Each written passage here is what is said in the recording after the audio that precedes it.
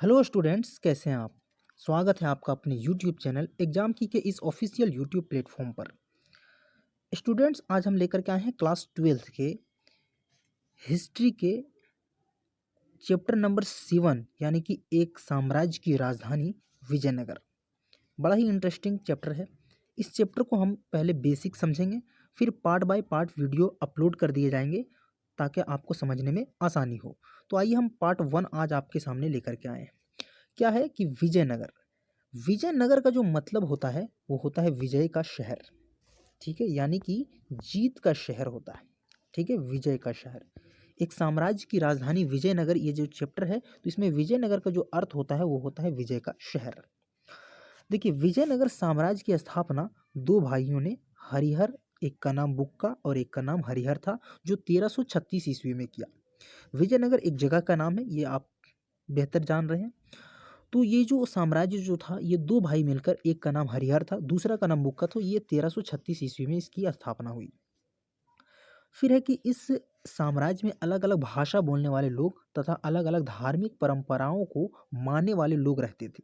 यह साम्राज्य में उत्तर में कृष्णा नदी से लेकर सुदूर दक्षिण तक फैला है। जैसे आपको बताएंगे कि ये जैसे ये इंडिया का मैप है ऐसे करके, और इंडिया का मैप है तो ये दक्षिण साइड है। अब ये दक्षिण साइड है तो यहाँ से क्या हुआ है, कृष्णा नदी निकला है ऐसे करके, और इसी की जो सहायक नदी है वो है तुंगभद्रा। तो ये बीच का जो भाग है, ये वाला बीच का जो भाग है, ये विजयनगर है। तो विजयनगर जो है उत्तर में यानी कि कृष्णा नदी से लेकर के सुदूर दक्षिण तक यहाँ तक के फैला हुआ है।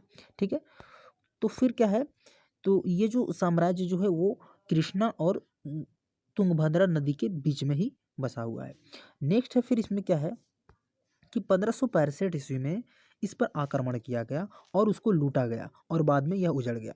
1565 ईस्वी में इस पर आक्रमण किया। अब आक्रमण किसने किया ये हम आगे आपको बताएंगे।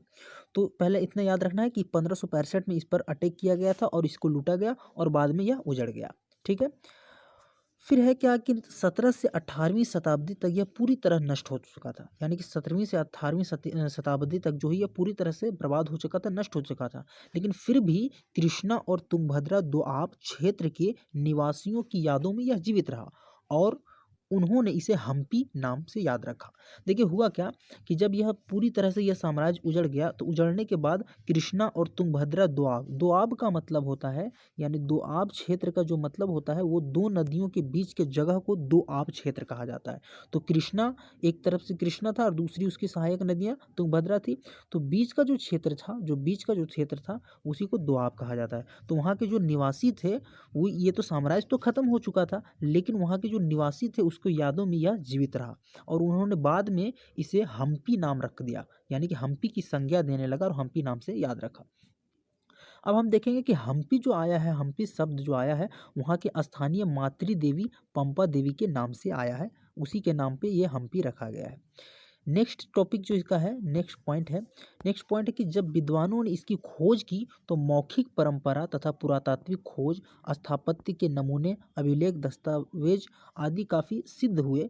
तो विद्वान ने क्या किया कि जब इसका खोज करने लगा तो खोज करने में बहुत सारा पुरातात्विक चीज़ है, अभिलेख है, दस्तावेज, डॉक्यूमेंट वगैरह बहुत सी चीज़ मिला और मिलने के बाद जो है इसको खोजने में, इसके अध्ययन करने में, इसके बारे में जानने में वो काफ़ी सहायक सिद्ध हुआ। फिर क्या हुआ कि देखिए, हम्पी के भग्नावशेष, भग्नावशेष का मतलब होता है खंडहर, जिसको आज हम लोग खंडहर बोलते हैं ना।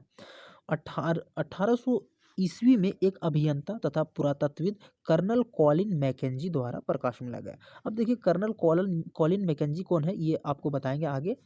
अभी आपको समझना है कि हम्पी के जो भग्नावशेष था यानी खंडहर जो था, वहाँ 1800 ईस्वी में एक अभियंता, वो इंजीनियर था, ठीक है, वो इसको, इस खोज को प्रकाश में लाया, मतलब इसको रेखांकित किया, चिन्हित किया। देखिए, मैकेंजी ईस्ट इंडिया कंपनी में कार्यरत थे। देखिए, अभी हमने बताया कि कर्नल कॉलिन मैकेंजी कौन था। मैकेंजी जो ईस्ट इंडिया कंपनी में कार्यरत था, वहाँ का एक इंजीनियर था, ठीक है। तो उन्होंने, मैकेंजी ने इस क्षेत्र का पहला सर्वेक्षण मानचित्र बनाया और वो एक फोटोग्राफर भी था। नेक्स्ट हम इसमें देखेंगे पॉइंट है कि इनके द्वारा हासिल की गई जानकारी विरूपाक्ष मंदिर तथा पंपा देवी की पूजा स्थल के पुरोहितों की स्मृति पर आधारित थी। और कर्नल कॉलिन मैकेंजी जब जानकारी लेने के लिए निकले तो विरूपाक्ष मंदिर और पंपा देवी में जो भी पृष्ठ थे यानी जो भी पुजारी थे उनकी स्मृति पर, यानी कि स्मृति का मतलब कहने का मतलब है कि उस मतलब पुजारी से जब पूछा जाता था तो वो ऐसे बोलते थे कि हाँ आजकल के जो हम लोग बोलते हैं ना कि हाँ हमारे बाप दादा ऐसे थे, तो उस हिसाब से वो बोलते थे, उसी चीज़ को स्मृति कहा जाता है।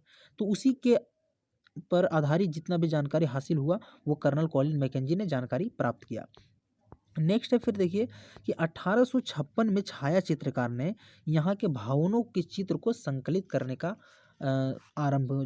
प्रारंभ किया। ठीक है, तो 1856 में छाया चित्रकार यानी कि फोटोग्राफर यहाँ पे जो है भवनों का चित्र जो है संकलित करना शुरू किया। फिर है कि शोधकर्ताओं ने इन चित्रों का अध्ययन किया, जो रिसर्चर थे जो रिसर्च करते थे वो रिसर्च किया। रिसर्च करने के बाद 1836 में अभिलेखकर्ताओं ने यहाँ और हम्पी के अन्य मंदिरों से कई दर्जन अभिलेख इकट्ठे किए। रिसर्च करने के बाद कई दर्जन अभिलेख भी इकट्ठे किए। ठीक है, फिर बताता है कि इतिहासकारों ने विजयनगर साम्राज्य की इतिहास के पुनर्निर्माण प्रयास में इन स्रोतों का विदेशी यात्रियों की वृत्तांतों तथा तेलुगु, कन्नड़, तमिल और संस्कृत में लिखे साहित्य से मिलान किया। यानी कि कहने का मतलब है कि जो इतिहासकार तो जो था वहाँ के, तो वहाँ पे कन्नड़, तमिल, तेलुगु में जितने भी लिटरेचर लिखे हुए थे सबसे इनका मिलान किया, और मिलान करने के बाद जो भी निष्कर्ष निकला ये फिर हम आपको आगे बताने का प्रयास भी करेंगे। ठीक है, तो अभी हम बेसिक समझ रहे हैं, ये पार्ट 1 वीडियो है। अब देखिए यहाँ पर क्या है कि कर्नल कॉलिन मैकेंजी के बारे में थोड़ा सा जानना है, क्योंकि यहाँ से जो है ऑब्जेक्टिव टाइप यानी कि 1 नंबर के क्वेश्चन भिड़ते हैं। तो 1754 में कॉलिन मैकेंजी का जन्म हुआ था। ठीक है, और कॉलिन मैकेंजी कौन था? एक ईस्ट इंडिया कंपनी का एक इंजीनियर था, अभियंता था, सर्वेक्षक तथा मानचित्रकार के रूप में प्रसिद्धि हासिल की। यानी कि वो इंजीनियर भी था, सर्वेक्षक भी था और मानचित्र यानी फोटोग्राफर भी था। ठीक है, और 1815 में उन्होंने भारत का पहला सर्वेयर जनरल बनाया गया, और 1821 में अपनी मृत्यु तक वो इस पद पर बने रहे, यानी कि 1821 तक वो उसकी मृत्यु हो चुकी थी। तो ये वीडियो पार्ट 1 हमारा था। अब हम थोड़ा सा मैप के जरिए भी इसको हम देख पाते हैं। देखिए मैप में क्या बताया गया है। देखिए ये इंडिया का मैप है, तो इंडिया का मैप है ये।